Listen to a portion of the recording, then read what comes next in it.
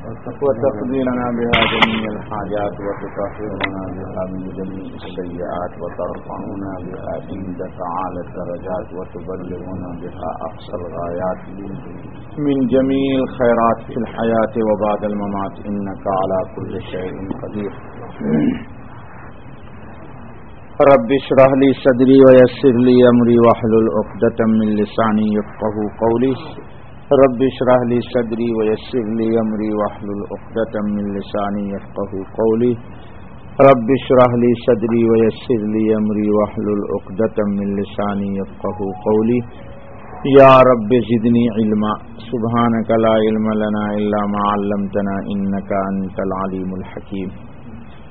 یا حی یا قیوم برحمتک نستغیث ولا تکلنا الی انفسنا طرفة عین ولا اقل من ذلک اللهم برحمتک اصلح لنا شاننا کلہ. دوستو بزرگو، آج 25 شعبان ہے دبئی کی تاریخ کے مطابق، تو گویا کہ 4 روز یا 5 روز ہمارے پاس شعبان کے اور ہیں. اس کے بعد ایک زبردست مبارک مہینہ ہمارا استقبال کرنے والا ہے.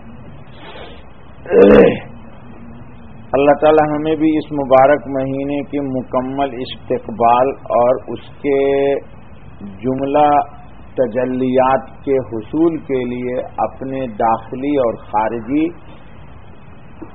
زندگی کے اندر ہمیں اللہ پاک اس کی حیثیت کے مطابق استعداد پیدا فرماتے ہیں.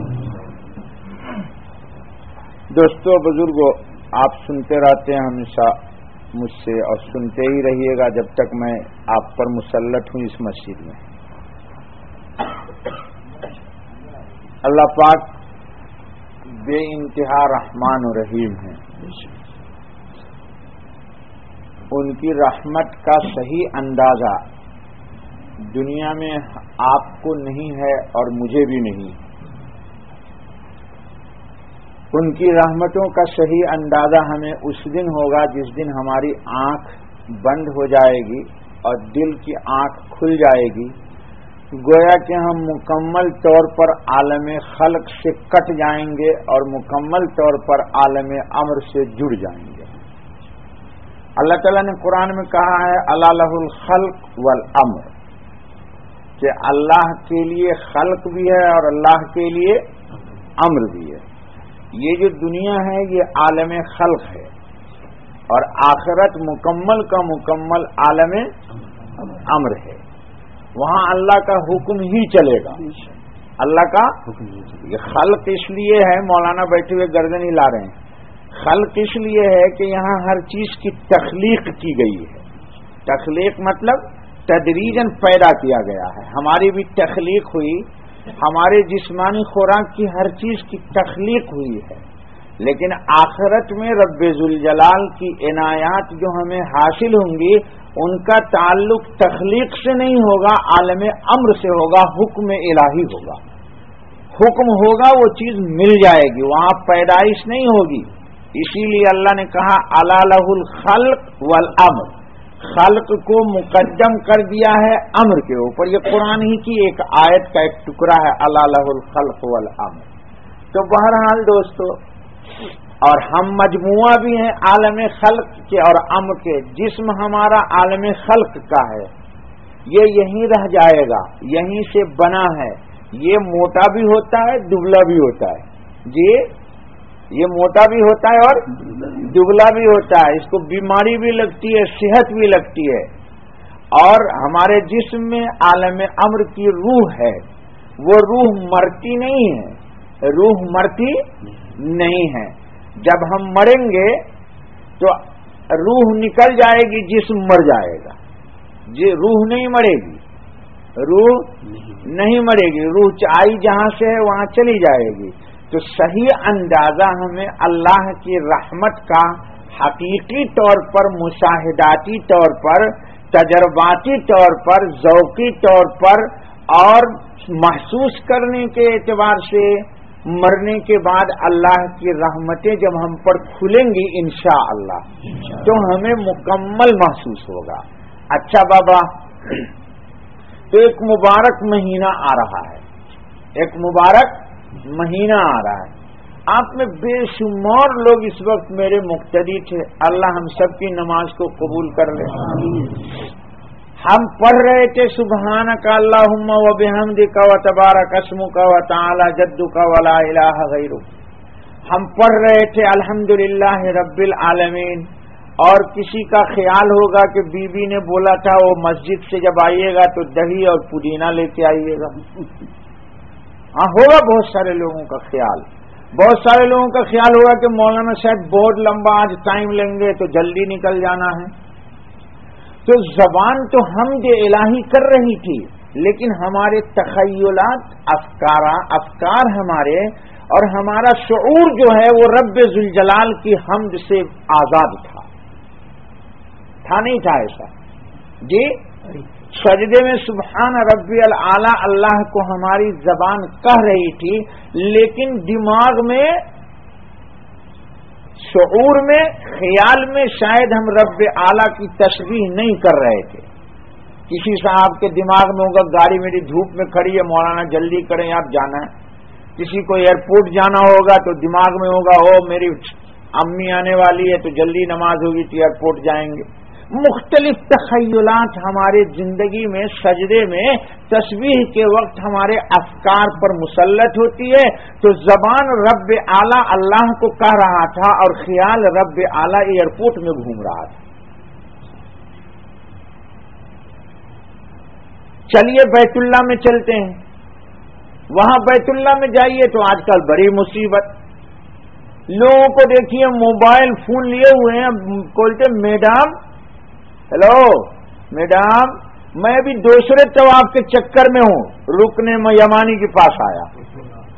ہاں آپ جو لوگ سن رہے ہو، آپ کو اللہ کا واسطہ دیتا ہوں، بیت اللہ میں جانا تو موبائل لے کے نہ جانا. بیت اللہ موبائل کو اپنے ٹھکانے میں چھوڑ کے جانا. وہ بڑا ہی بدنصیب مسلمان ہے جو بیت اللہ کا طواف کر رہا ہے اور بیت اللہ کے طواف میں موبائل پر اپنی میڈم سے گفتگو کر رہا ہے. ہمیں تو دیکھا ہے بابا، آپ جا کے دیکھیے نا، میں تو یہاں ہوں، آپ جائیے بیت اللہ میں، اللہ کرے آپ کو اللہ جلدی لے جائے، ہم کو بھی لے جائے. میں نے دیکھا بیت اللہ میں طواف کر رہا ہے، مستقل بیوی سے گفتگو کر رہا ہے. پتہ نہیں اس کی میڈم ہے یا کوئی شیطان خبیث مجسمہ ہے وہ. ہاں میڈم، ابھی میں رکن یمانی کے پاس ہوں. دیکھو نا اتنا حرش ہے کہ بڑی کوشش کر رہا ہوں کہ حجر اسود کو چوموں، لیکن لوگ چومنے نہیں دیتے. یہ کیا خبر کر رہا دے رہا ہے بیوی کو، بھائی کو، ہے بیت اللہ میں، اور دل رشتہ اللہ کے ساتھ نہیں ہے. اگر مجھے تو روزہ سمجھانا ہے، تقریر وقریر نہیں ہے، یہ میری ایک فکر ہے. اللہ مجھے بھی سنوار دے مرنے سے پہلے اور آپ کو بھی سنوار. تو یہ سجدے میں بھی اللہ کو تسبیح نہیں کر رہا تھا، حمد پڑھتے ہوئے اللہ کو حمد. لوگ جھگڑا کرتے ہیں کہ امام کے پیچھے قرات کرنا نہیں کرنا. اس پہ کوئی جھگڑا نہیں کرتا کہ بھائی قرات تو کر، لیکن تصورات کی دنیا میں بھی تو قرات کر. قرآن نے اسی کو کہا ہے کہ جہاں یہ آیت آئی ہے فَإِذَا قُرِئَ الْقُرْآنُ فَاسْتَمِعُوا لَهُ وَأَنصِتُوا، یا قرآن نے حدیث میں کہا کہ اپنے دل میں ذکر کر، یعنی تخیلات کو امام کی قرات کے ساتھ اور اپنی قرات کے ساتھ گرفتار کر دے. اس پر کوئی جھگڑا نہیں کرتا. جھگڑا کرتا ہے کہ مولوی صاحب امام کے پیچھے پڑھنا نہیں پڑھنا. تو پڑھ یا نہ پڑھتا تیری آزادی ہے، لیکن خیال سے تو تو پڑھوا لے. مائی کا پوت خیال سے پڑھوا. خیال تیرا قید مسلمان نہیں ہوا ہے. یہ قرآن نہیں پڑھ رہا ہے، یہ کہیں اور گھوم رہا ہے. جی تو قرآن نے جس چیز کی دعوت دی اس پہ جھگڑا ہی نہیں ہے. بے مطلب کا جھگڑا کر رہے مولوی لوگ، بے مطلب کا. میں جھگڑا اس لیے نہیں کرتا. اچھا بھیا، تو معلوم ہوا نماز میں بھی یہ ساتھ ہمارا نہیں دے رہا. بیت اللہ میں گئے تو وہاں بھی یہ کمبخت ہمارا ساتھ نہیں دے رہا ہے. کون؟ نہیں جی ہمارے دل پہ جس کی حکومت ہے جی خیال جس کو بول لیتے ہیں. اسی لیے اللہ نے اپنے نبی کو ایک بہت پیاری بات کہی. کیا کہا؟ وَاذْكُرِ اسْمَ رَبِّكَ وَتَبَتَّلْ إِلَيْهِ تَبْتِيلًا. اے میرے لاڈلے رسول، اللہ کا ذکر کیجئے اور مکمل انقطاع عن المخلوق والتعلق مع الخالق. یہ قرآن ہے، نص سے قطعی ہے، میرے باپ کی کتاب نہیں ہے جی. اللہ نے کہا فَمَنْ شَاءَ اتَّخَذَ إِلَىٰ رَبِّهِ سَبِيلًا. تم میں سے جو چاہے وہ اللہ کی جانب راستہ اختیار کر لے. جی اسی کو کسی نے کہا ہے کہ قدم سوئے عقبہ نظر سوئے دنیا، یعنی پاؤں ہمارے جا رہے ہیں آخرت کی طرف اور نگاہ میں جمائے ہوا ہوں دنیا نہیں، بلڈنگ، دکان، ملازمت، تجارت. جی تو کہا ہے کسی نے کہ قدم سوئے عقبہ اور نظر سوئے دنیا. کہاں جا رہا ہے، کسے دیکھتا ہے؟ جا رہا ہے آخرت کی طرف. یعنی ہم لوگ قبر کی طرف سیدھے نہیں جا رہے، ریورس میں جا رہے. ریورس سمجھتے بیک میں جا رہے، پیچھے جا رہے. ہماری نگاہ دنیا پر ہے اور جاتے جاتے ہم قبر میں کھڈے میں پہنچ جاتے ہیں. اچھا بھیا، تو اصل مسئلہ یہ ہے کہ رمضان میں ایک نعمت اللہ عطا فرماتے ہیں، جس نعمت کو حاصل کرنے کے لیے خطبہ میں آیا کہ نبی اکرم صلی اللہ علیہ وسلم نے خطبہ دیا. کیا دیا؟ پوری حدیث کا ترجمہ نہیں کریں گے، صرف ایک کریں گے. اتاکم رمضان الشہر مبارک.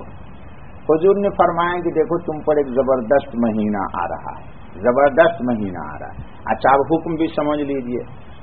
اللہ رحمان ہے، رحیم ہے، ٹھیک ہے.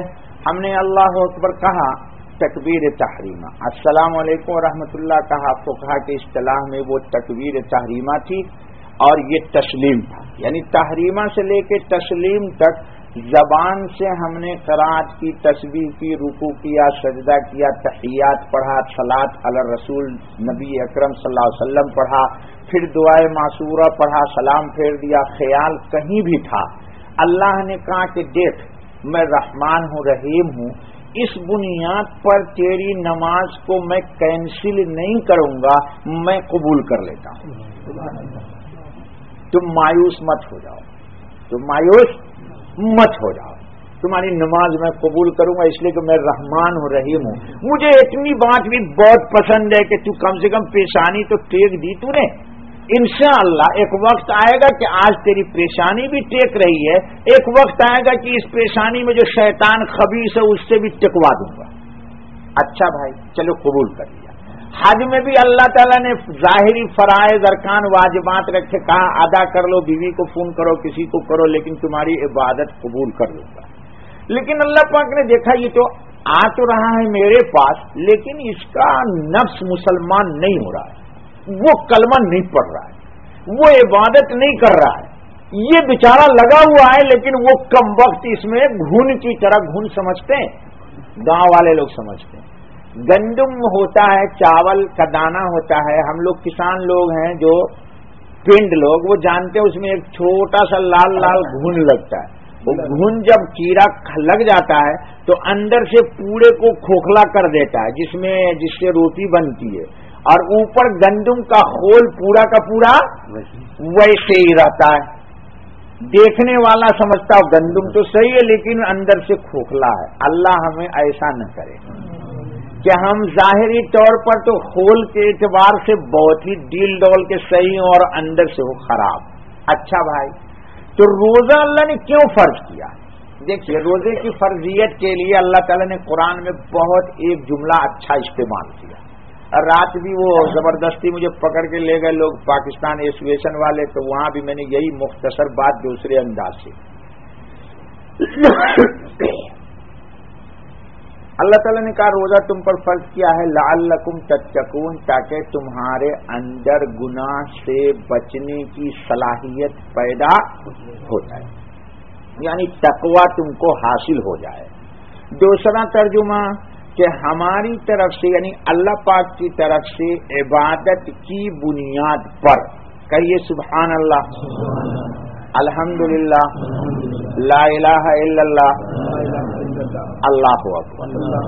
آپ نے یہ تسبیح کر دی نا, اللہ رب ذوالجلال کی قسم آپ کے زبان سے یہ بولے گئے اور اس سے ایک نور پیدا ہوا, اس سے ایک, میں نے اللہ کی قسم کھائی, اس سے ایک کہ حضور نے قسم کھائی, کہا پوری کائنات عالم میں جس میں سورج طلوع ہوتا ہے ان تمام روشنی کو ایک طرف کر دو اور یہ کلمہ ایک طرف رکھو, اللہ کے نزدیک یہ کلمہ زیادہ پسند ہے سورج کی روشنی سے. یعنی اس میں جتنی تمازت ہو سکتی ہے, تجلیات ہو سکتی ہے پوری کائنات کو روشن کرنے کے لیے, مومن کے ایمان کو لیکن سورج کی روشنی سے کوئی نور حاصل نہیں ہوگا. لیکن اس کلمہ کو پڑھ لینے سے ابھی آپ کو نور کیا ملا, میں ایک اشارہ کرتا ہوں, بات دوسری کرنی ہے مجھے. آپ نے پڑھا, آپ کی زبان سے یہ جب بولے گئے تو اس سے ایک نور پیدا ہوا. یہ نور کہاں گیا؟ یا اللہ, بجھا ہو گیا یار. یہ نور سیدھے گیا عرش اعظم پر. کہاں گیا ابھی یہ؟ عرش اعظم پر.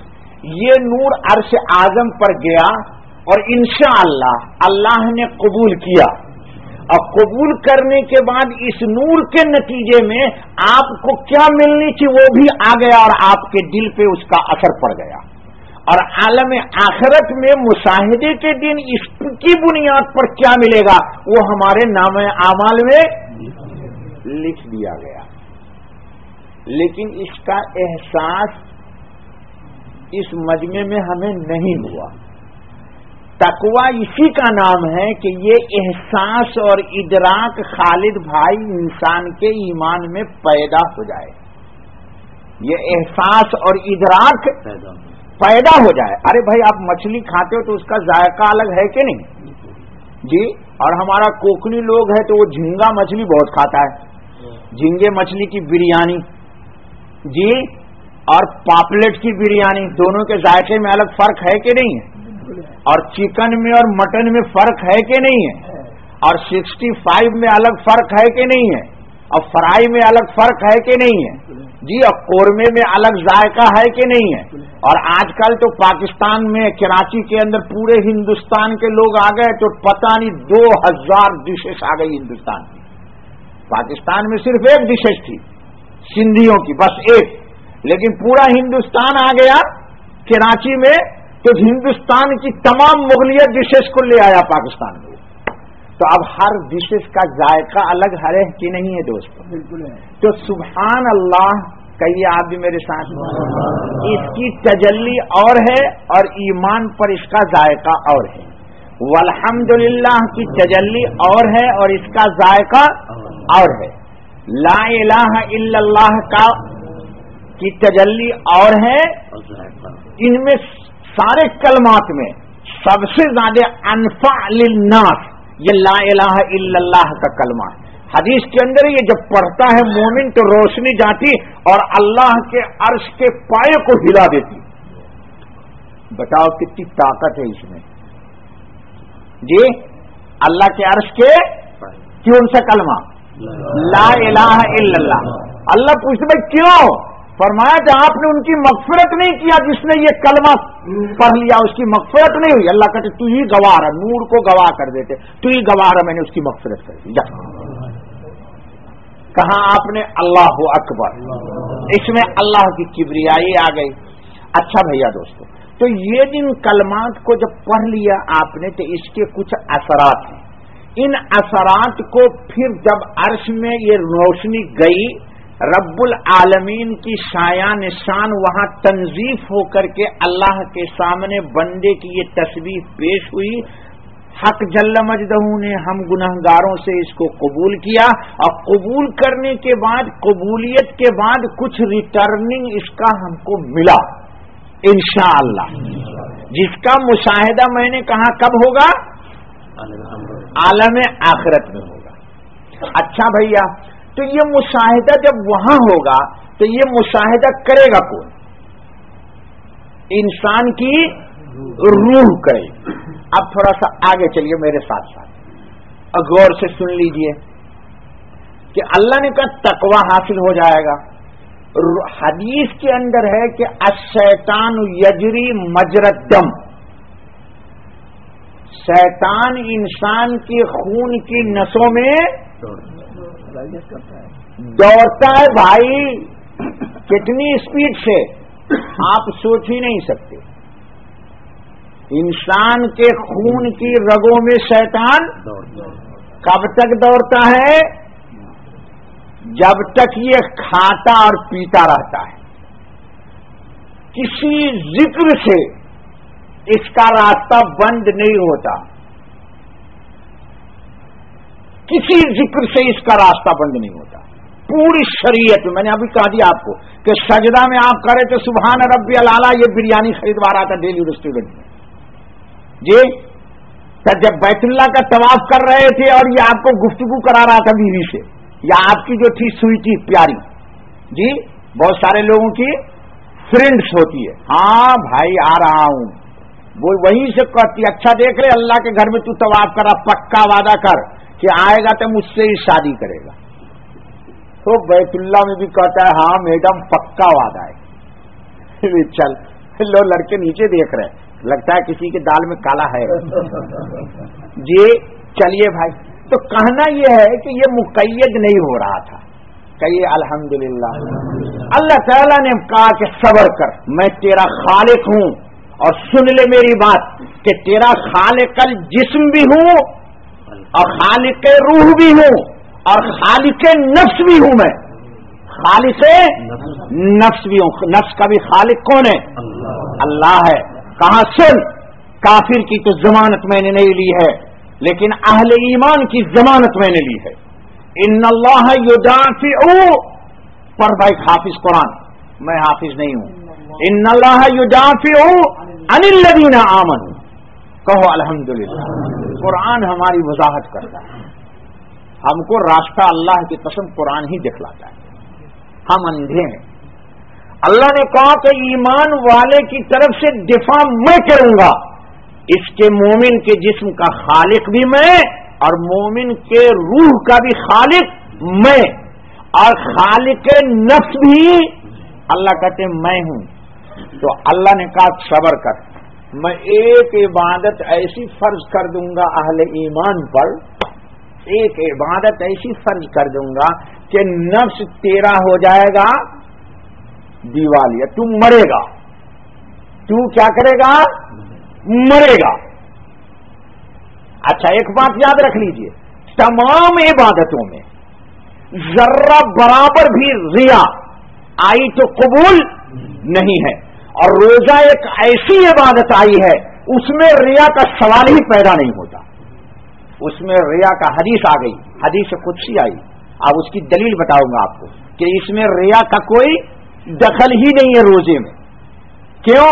रिया वाला रोजा रखबे नहीं करेगा, घर में जाके पानी पी लेगा, अकेले रूम में जाएगा, एयर कंडीशन है, फ्रिज में पानी रखा हुआ है, फालूदा फालूदा रखा हुआ है, सेब संतरा अंगूर सारी चीजें, रूम लॉक और दबा के पानी पी रहा है, खा रहा है। लेकिन बंदा कितना ही गुनहगार हो, लेकिन रोजेदार है, अकेले तन्हाई में है तो पानी पिएगा। ये दलील है इस बात की कि ये मुखलिस है रोजे के अंदर, इसलिए इसके रिया का कोई एतबार।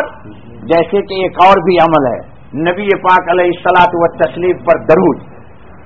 फिक़्ह अकबर में इमाम आज़म अबू हनीफा ने लिखा है कि दरूद रिया से कोई पढ़ सकता ही नहीं है, जब भी दरूद पढ़ा जाएगा तो इखलास के साथ अल्लाह के यहां कबूल है, इसमें रिया का कोई एतबार नहीं। यानी दिखलाने के लिए भी कोई पढ़ना चाहेगा तो उसके इस दिखलावे का कोई एतबार नहीं होगा। कहो अल्हम्दुलिल्लाह, कितनी बड़ी नेमत है दरूद भी। अच्छा भैया आगे चलिए, तो अल्लाह ताला ने कहा कि रोजा फर्ज करूंगा। अब रोजा अल्लाह ताला ने फर्ज कर दिया, दो है रोजे की हैसियत, बस एक काम आपको करना है, फिर देखिए इंशाअल्लाहुल अज़ीज़ आपका रोजा 100% रोजा होगा। एक है रोजा जिस्म का और एक है रोजा नफ्स का। ایک ہے روزہ جسم کا، روزہ یہ ہے کہ کھائیے نہیں فجر سے لے کر کے مغرب تک، یہ جسم کا روزہ ہو گیا. پیجیے نہیں، بیوی سے قربت مت کیجیے، روزہ ہو گیا جسمانی. نفس کا روزہ کیا ہے؟ غیبت سے بچنا. نفس کی خوراک سیب نہیں ہے، نفس کی خوراک فالودہ، نفس کی خوراک پانی نہیں ہے. ایک آدمی غیبت کر رہا ہو دوسرے سے، اور آپ اس کو کہیے کہ بھائی دیکھ غیبت مت کر یار، روزے کا دن ہے، تو فوراً یہ جملہ کہتے ہی اگلے کی پیشانی پہ بل آ جاتے، شکن آ جاتا. کیوں؟ نفس کی خوراک تھی، آپ اس سے چھیننا چاہتے ہیں، تو اس کے نفس کو یہ ناگوار گزرا، اس کے نفس کو یہ ناگوار گزرا. بس آپ کو ہم کو صرف کرنا اتنا ہے کہ روزے میں نبی پاک نے تو کہا کہ روزے میں شیطان نہیں گھومے گا، کیونکہ بھوک لگی 11 بجے کے بعد. تو اب آپ دیکھ لو شوگر والے جتنے ہو یہاں، تم پر شیطان مسلط نہ ہو جائے. میں بھی شوگر والا بولتے کیا شوگر والے کو ڈاکٹر بولتا ہے تھوڑا تھوڑا کھانا چاہیے. نہیں، میں کہتا ہوں اس مہینے میں نہیں کھاؤ، شوگر ڈاؤن ہو جاتا ہے. جی اب آپ کہیں گے مجھ سے ڈاؤن ہو جائے گا تو میں تو خود ہی ڈاؤن ہو کے نیچے چلا جاؤں گا. ارے اگر عبادت میں ڈاؤن ہو گئے تو اللہ کی قسم قبولیت ہو گئی.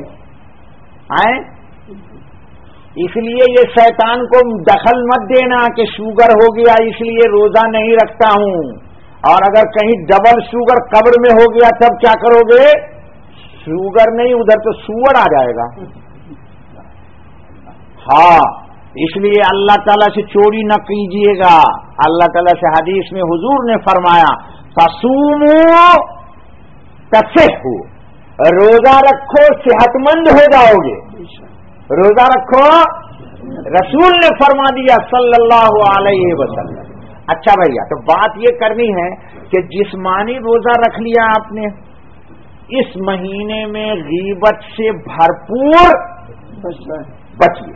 اس کا حل یہ ہے کہ کبھی کسی کی بھلائی کا بھی تذکرہ، جہاں آپ بھلائی کا تذکرہ کیجیے گا کہ مخدوم صاحب بہت اچھے آدمی، دوسرا آدمی کہے گا نہیں جناب ان کی تو ٹوپی ٹیڑھی رہتی، یہ لو اور کچھ نہیں تو یہی صحیح ہو گیا، ہو گئی غیبت. کیونکہ انسان کی طبیعت یہ کہ آپ کسی کی خوبی بیان کرو گے تو فٹ سے وہ اس کی برائی لے آئے گا. اس لیے اس مبارک مہینے میں دھن رے دھن، اپنی دھن، پرائے دھن کی پاپ نپن. دلی میں ایک مجذوب آدمی تھا بہت بڑا، وہ پیسے کو ہاتھ ہی نہ لگا لے. اب تو انتقال کر گیا. وہ مولوی عباس کے مسجد میں رہتے تھے، حکیم اجمیری.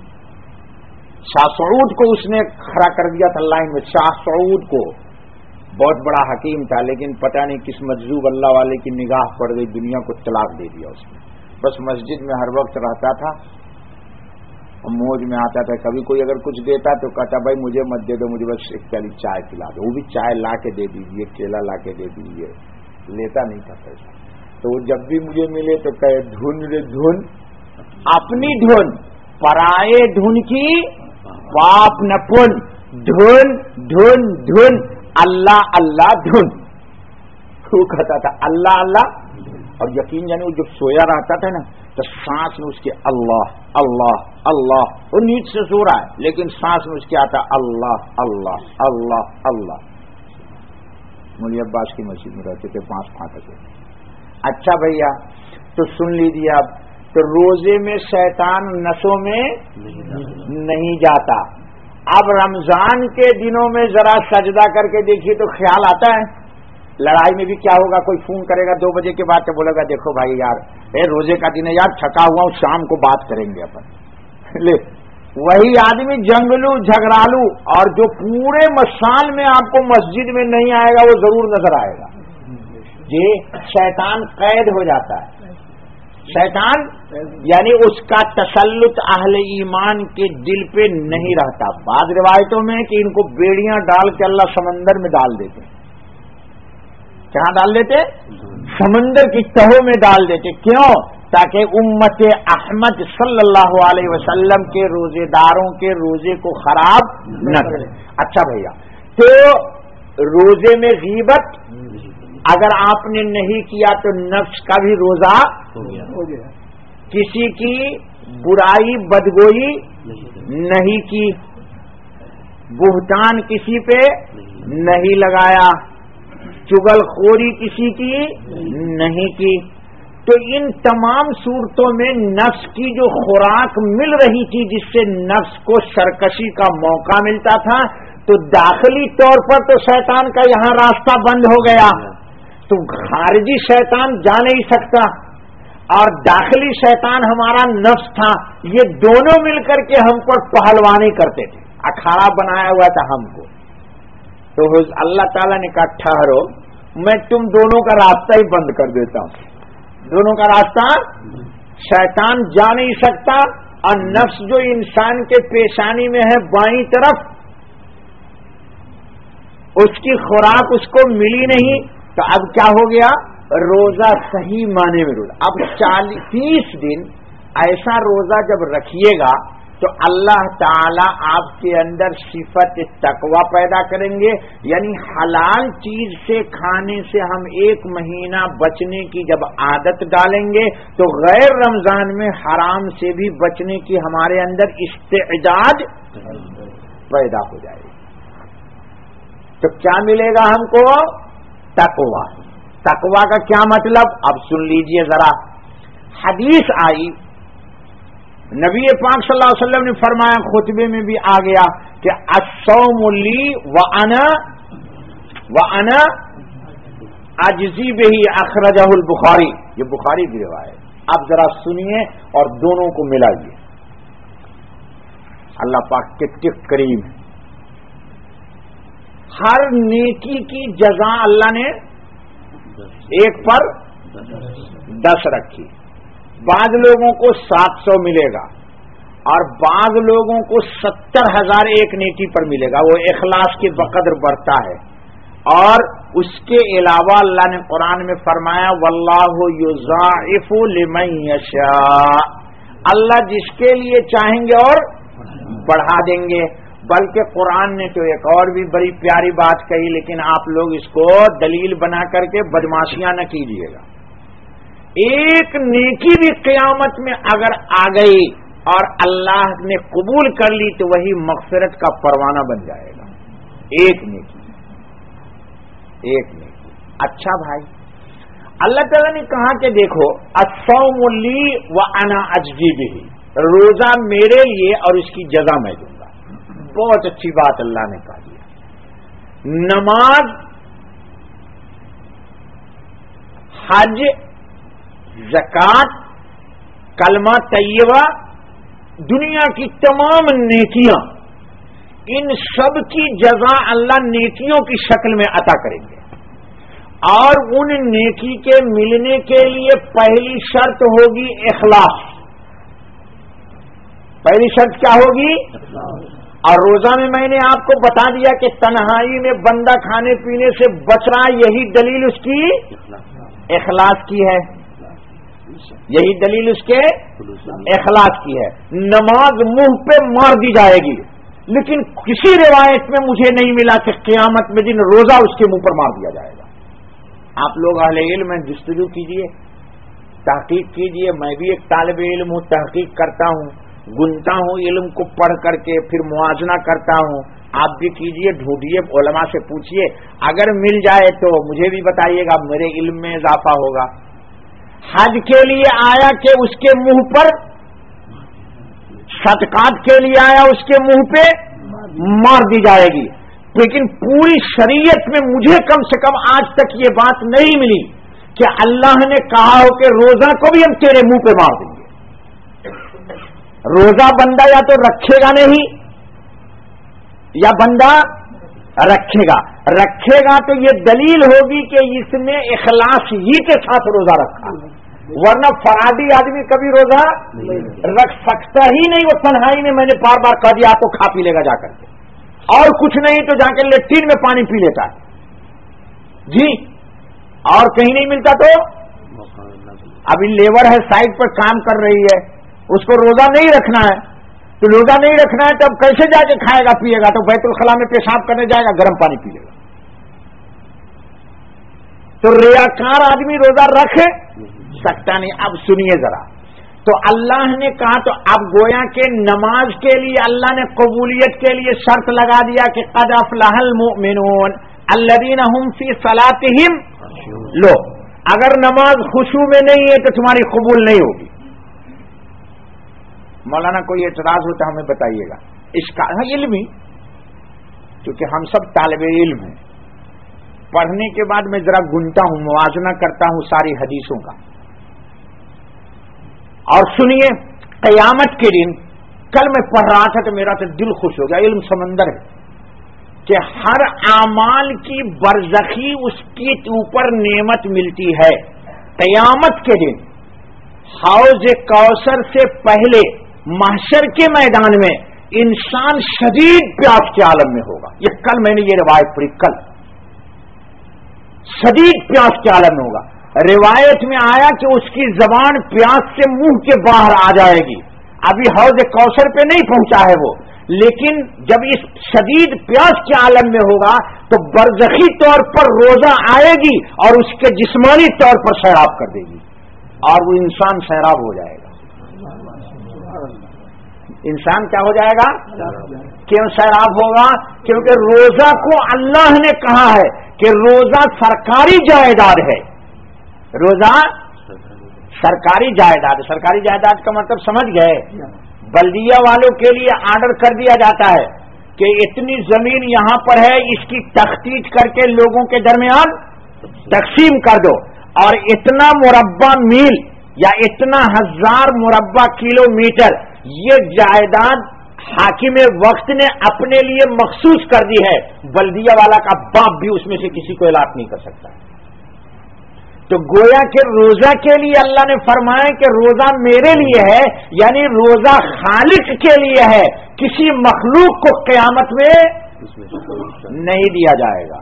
ہوگا کیا معاملہ؟ ایک آدمی بے شمار نیکیاں لائے گا, نیکیاں لایا, قیامت میں لوگ آئیں گے, یہ آئیں گے, وہ آئیں گے, وہ آئیں گے, یا اللہ اس نے مجھے گالی دی تھی, چل بھائی گالی کے بدلے اس کی اتنی نیکی لے کے جا.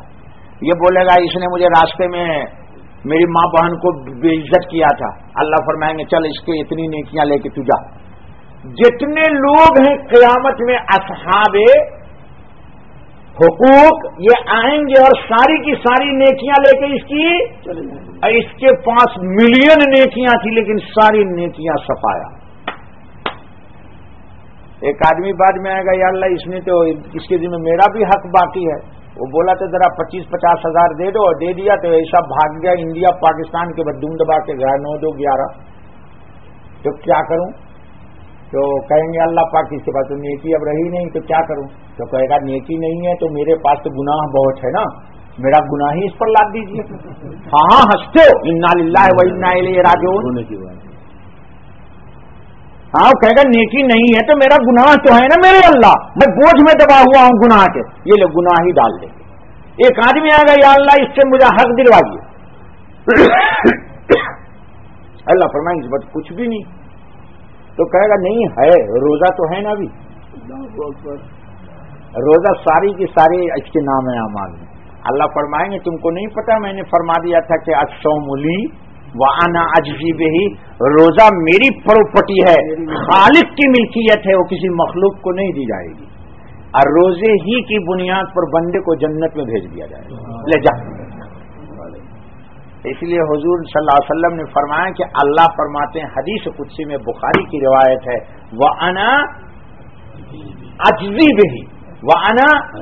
آپ سنو ایک اور بھی لطیفہ حضرت تھانوی رحمۃ اللہ علیہ نے نقل کیا ہے کہ ہر عبادت کے لیے اللہ تعالیٰ نے اس کے عبادت کے کیا بولوں تعبیر کروں, جیسے نماز پڑھی آپ نے, فرض کیجئے تو نماز اللہ نے قبول کر لی, الحمدللہ. تو قبول کر کے جو اس کا نتیجہ یا نماز قبولیت کے بعد جو بندے کو نماز پر نعمت ملنے والی ہے، اس نعمت کو قبول کرنے کے لیے بندے کے دل میں استعداد پیدا ہونی چاہیے، استعداد رہنی چاہیے.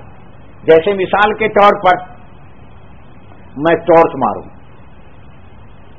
یہ دیوار پر میں نے مار دی ٹارچ، فوکس مارا، تو روشنی دیوار ہی تک جائے گی، دوسری جگہ نہیں جائے گی. لیکن اگر میں نے ٹارچ مارا یہاں سے اور وہاں پر گلاس ہے، گلاس سمجھ گئے نا، آئینہ ہے، تو آئینے پہ عکس پڑے گا، وہ عکس کہیں اور بھی چلا جائے گا.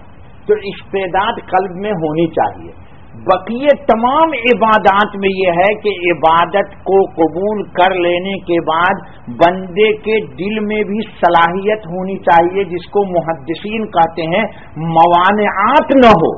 تجلیات الہی کے قبول کرنے کے لیے انسان کے باطن میں گناہ کی موانعات نہ ہو، یعنی رکاوٹ نہیں ہونی چاہیے، تب وہ تجلی داخل ہوگی. الصوم لی کہا وانا اجزی بہی، اللہ نے کہا کہ روزہ ایک ایسی عبادت ہے کہ اس کے ریٹرننگ جو بندے کو ملنے والا ہے، کائنات عالم کی کوئی بھی چیز اس کے لیے گناہ رکاوٹ نہیں بنے گی، لازماً اس کا فائدہ بندے کو ملے گا، لازماً اس کا فائدہ بندے کو ملے گا. اس لیے اللہ نے کہا کہ روزہ، اللہ نے کیا کہا؟ روزہ.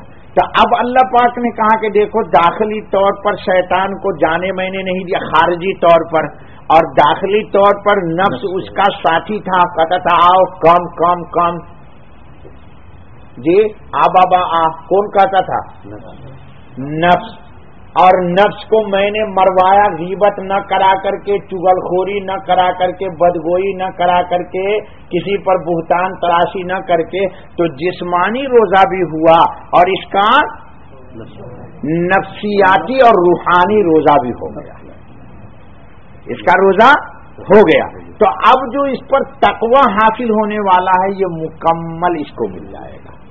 اس لیے دوستو اس مبارک مہینے کا استعداد یہ ہے کہ اس مبارک مہینے میں آپ سبھی حضرات آنے سے پہلے اللہ تعالیٰ سے 2 رکعت صلاۃ حاجت پڑھ کے سچے دل سے توبہ کریں، ہم بھی اور آپ بھی. ٹھیک ہے دوستو؟ اور پہلے سے طے کر لو، ہم لوگ اس مبارک مہینے کا استقبال کس سے کرتے ہیں؟ نہیں، ماش کے دال کا ذرا بیسن لائیں گے کہ پورے مہینے ہم کو کھانا ہے. دہی دیکھ لو کراچی والے بڑے چٹوڑے ہیں، کٹوڑا میں کھاتے ہیں. بلال بھائی چنے آنے ہیں، چھولے آنے ہیں، ٹماٹر کی کیا بولتے اس کو، کیچپ، یہ لو. کہاں سے لائیے گا؟ کراچی سے لائیے گا کہ یہیں خریدیے گا؟ یہی خریدیے گا. تو یہ سب تو جسمانی استعداد ہے. اور دیکھو روزے کا اصل مقصد یہ ہے کہ اس مبارک مہینے میں تھوڑا خوراک کم کر دی جائے. ہم لوگ افطار میں اتنا کھا لیتے ہیں کہ میں تو رہتا ہوں خیر صفحے اولا میں، آدمی بندہ وہ ادھر جھکار لیتا ہے، اوہ پوری تراویح کی 1 رکعت برباد. جی تو ہونا یہ چاہیے کہ تھوڑا کم کھائیے تاکہ نفس کی تہذیب ہو جائے. نفس کی وہ حضرت مولانا قاسم نانوتوی رحمۃ اللہ علیہ کا روڑکی میں مناظرہ ہو گیا آریہ سماج سے. وہ آریہ کا جو پنڈت تھا وہ بڑا خطرناک، وہ جب کسی طرح نہیں حضرت کا مقابلہ کر سکا تو اس نے کہا دیکھو قاسم، ہمارا تمہارا مناظرہ ہوگا کھانے میں، ہمارا تمہارا مناظرہ ہوگا کھانے میں. تو حضرت مولانا قاسم نانوتوی اللہ والے آدمی تھے، کہا دیکھو کھانا یہ بہیمیت ہے، حیوانیت ہے، ہاتھی بہت زیادہ کھاتی ہے. تو کہا انسان ہوں میں، لہذا ہمارا تمہارا مناظرہ ہوگا نہ کھانے میں. آج سے بیٹھ جاتے ہیں دونوں اور 1 مہینہ تک ایک نوالا نہیں، میں کھاؤں گا نہ پانی پیوں گا، زندہ جو اٹھ جائے گا وہی حق پر. تو اس نے کہا نہیں اس میں مناظرہ نہیں کروں گا. جی تو نہ کھانا ملکوتیت ہے. حضرت تھانوی نے ایک تعبیر اس کی یہ بھی کی کہ انا اجزی بہی الصوم لی. اللہ نے کیوں کہا؟ اللہ کی ایک صفت ہے تنجیح. کیا مولانا؟ आपके समझ में बहुत अच्छा आ जाएगा। तंजीह, अल्लाह खाने से बेनियाज, पीने से बेनियाज, और उन तमाम सिफात से जो मखलूक के अंदर है बेनियाज है। तो रोजा में सुबह से लेकर के शाम तक अल्लाह ने कहा नहीं खाओ, यानी अतखल्लकू बिअखलाकिल्लाह, अल्लाह की सिफत है न खाना, तुम भी न खाने की सिफत पैदा करो ताकि अल्लाह के नाम की तजल्ली तुम्हारे बातिन में उतर जाए। ये ताबीर की हजरत थानवी ने, मैंने यकीन जानी इतना पढ़ता हूं, लेकिन हजरत थानवी ने जो इस हदीस की शरह की कहीं नहीं मिली मौलाना है, कहा कि अल्लाह की सिफत तंजीह को पैदा करना है इंसान के अंदर, इसलिए अल्लाह ने रोजा पैदा किया। इसलिए सिर्फ एक इबादत ऐसी रखी जिस पर कुरान ने कहा लअल्लकुम तत्तकून, बकिए मजमूआ इबादत पर कहा है लअल्लकुम तत्तकून। अल्लाह ताला हमको आपको सबको कहने सुनने से ज्यादा खूब अमल की तौफीक अता फरमाए। इसलिए इस्तेदाद ये है कि इसके लिए रूहानी तौर पर तैयार रहिए और 4 चीज का खूब इल्तिजाम कीजिए। हमारे साथी लोग बहुत गफलत में रहते हैं, एक अफ्तार के वक्त और एक शहरी के वक्त। अफ्तार के वक्त तो दही बड़ा, पकौड़ा, छोला और क्या क्या होता है बिलाल भाई, चाट, उचाट, चाट आपके ईमान को उचाट करता है। इन चक्करों में हम कीमती वक्त को खो देते हैं। तो देखिए दोस्तों, दस्तरखान बिछाते रहिए। हमारी ये बात सब साथी जो बीवी वाले हैं, बीवियों को जाके बोलना, कहिए ला इलाहा इल्लल्लाह, अस्तगफिरुल्लाह, अस्अलुकल जन्नता व अऊज़ु बिका मिनन नार। बीवी पकौड़ा पका रही हो, छोले तल रही हो, दही बड़े बना रही हो, उनको कहिए कि ये कलमा पढ़ती रहो, ला इलाहा इल्लल्लाह, अस्तगफिरुल्लाह, अस्अलुकल जन्नत व अऊज़ु बिका मिनन नार, और काम करती रहो।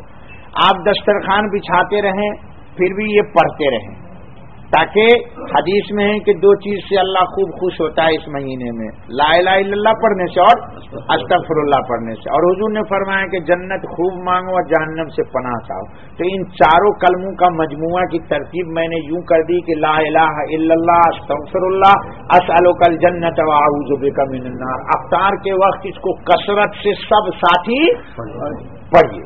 दुआ मांगने के लिए हाथ उठाना जरूरी नहीं है, दुआ दिल की एक है, दिल की एक सदा है, दिल की एक निदा है, दिल की एक मुनाजात है, दिल की धड़कन की एक आवाज है जो अर्श पर पहुंच जाती है इंसान। ठीक है दोस्तों, तो इसलिए इन कलमात का खूब विर्द रखिए अफ्तार के वक्त, और इन्हीं कलमात का खूब विर्द रखिए सेहरी के वक्त। कबूलियत का वक्त है, उस वक्त टेढ़ी मेढ़ी और अखोर बखोर बातें कम कीजिए। हत्तल मकदूर हम सब लोग अपने बीवी को भी हिदायत कीजिए, बच्चियों को भी हिदायत कीजिए, बेटों को भी हिदायत कीजिए, कसरत से पढ़िए। और एक बात आखिरी सुन लीजिए कि हुजूर ने पूरी शरीयत में अपनी उम्मत के लिए कहीं बद्दुआ नहीं की, लेकिन रमजान का मुबारक महीना एक ऐसा है कि जो आदमी इसमें अपनी अल्लाह से मग़फ़िरत नहीं करा लेता, उसके लिए जिब्राईल ने बद्दुआ की और हुजूर ने आमीन कहा। तो कोशिश कीजिए कि हमारा नाम उन बदनसीब लोगों में न हो कि जिनकी बद्दुआ में जिब्राईल ने बद्दुआ की और हुजूर ने आमीन कही। आखिरी बात है। ठीक है दोस्तों, अल्लाह से दुआ कीजिए, अल्लाह हम सबको कहने सुनने से ज्यादा अमल की तौफीक अता फरमाए। और उसके साथ साथ एक बात सुन लीजिए, रमजान में मुख्तलिफ लोग आते हैं हमारे यहाँ, आप हज़रात खेती दिलाने के आदी, तो